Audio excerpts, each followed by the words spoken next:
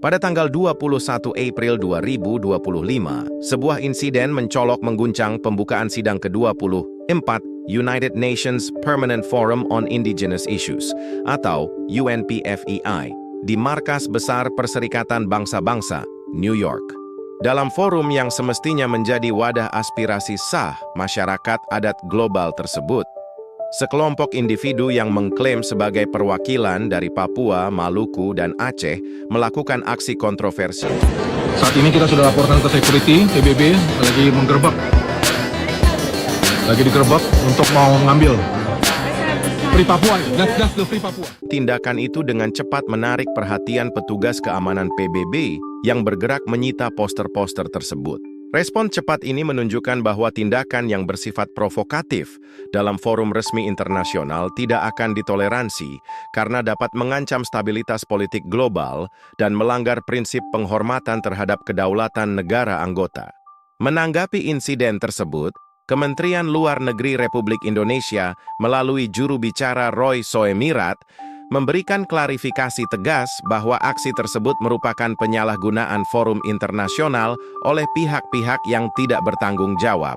Roy menekankan bahwa meskipun UNPFII membuka ruang partisipasi bagi berbagai pemangku kepentingan, termasuk organisasi non-pemerintah, forum tersebut tetap harus digunakan dalam kerangka penghormatan terhadap integritas wilayah negara anggota.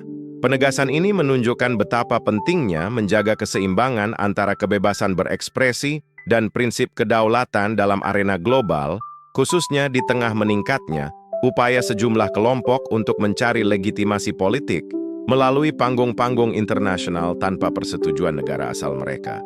Insiden ini memicu diskursus lebih luas tentang batasan kebebasan berekspresi di forum-forum internasional dan urgensi untuk membedakan antara aspirasi komunitas adat yang sah dengan gerakan separatis yang berpotensi mengancam stabilitas nasional.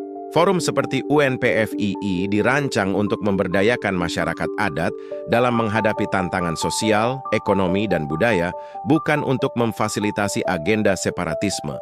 Tindakan kelompok tersebut dinilai telah melewati batas, merusak tujuan utama forum, dan memperkeruh citra perjuangan masyarakat adat yang sesungguhnya membutuhkan pendekatan dialogis dan kolaboratif dalam kerangka hukum nasional dan internasional yang sah. Lebih jauh, peristiwa ini menjadi pengingat bahwa dalam konteks hubungan internasional modern, keberhasilan advokasi masyarakat adat harus selalu dibingkai dalam prinsip non-intervensi terhadap urusan dalam negeri negara berdaulat. Penyampaian aspirasi mesti tetap menjunjung tinggi norma hukum internasional dan etika forum.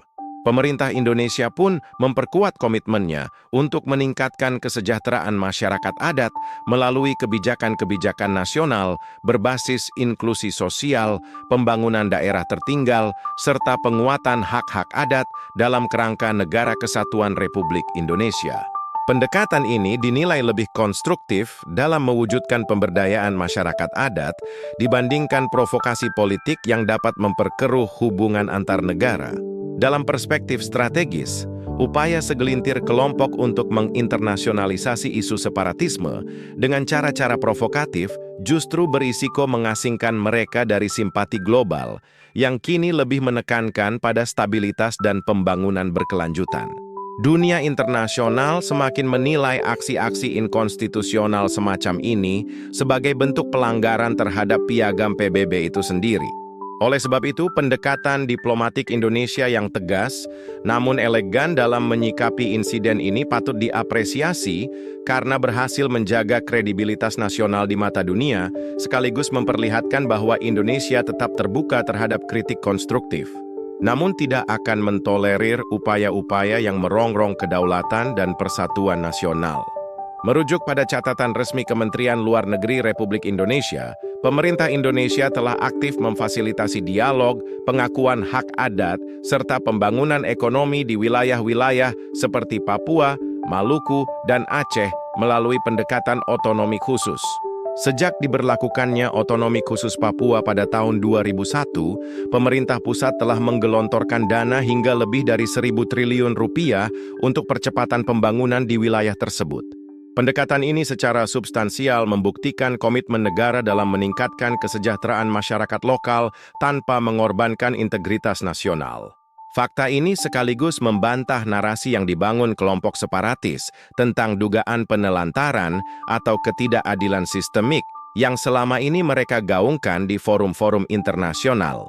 Lebih dari itu, data kuantitatif menunjukkan bahwa Indeks Pembangunan Manusia atau IPM di Provinsi Papua dan Papua Barat terus mengalami peningkatan dalam 1 dekade terakhir, meskipun tantangan struktural seperti geografis dan keterbatasan infrastruktur tetap menjadi hambatan yang harus diatasi. Pada tahun 2024, IPM Papua tercatat sebesar 65,97, meningkat dibandingkan 5 tahun sebelumnya, yang hanya mencapai 62,51. Peningkatan ini menggambarkan keberhasilan program-program pemerintah pusat dalam mengangkat taraf hidup masyarakat adat, meski tentu saja masih memerlukan konsistensi dan keberlanjutan.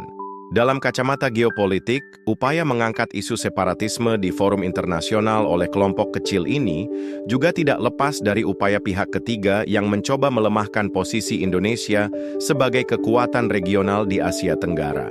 Stabilitas nasional Indonesia merupakan elemen krusial bagi keseimbangan politik dan ekonomi regional, sehingga disintegrasi bagian manapun dari wilayah Indonesia akan membawa dampak besar terhadap ketidakstabilan kawasan. Oleh sebab itu, komunitas internasional, termasuk negara-negara besar seperti Amerika Serikat, Australia, dan Uni Eropa, pada umumnya tetap mendukung integritas teritorial Indonesia dan menolak segala bentuk gerakan separatisme yang bertentangan dengan prinsip-prinsip Piagam PBB.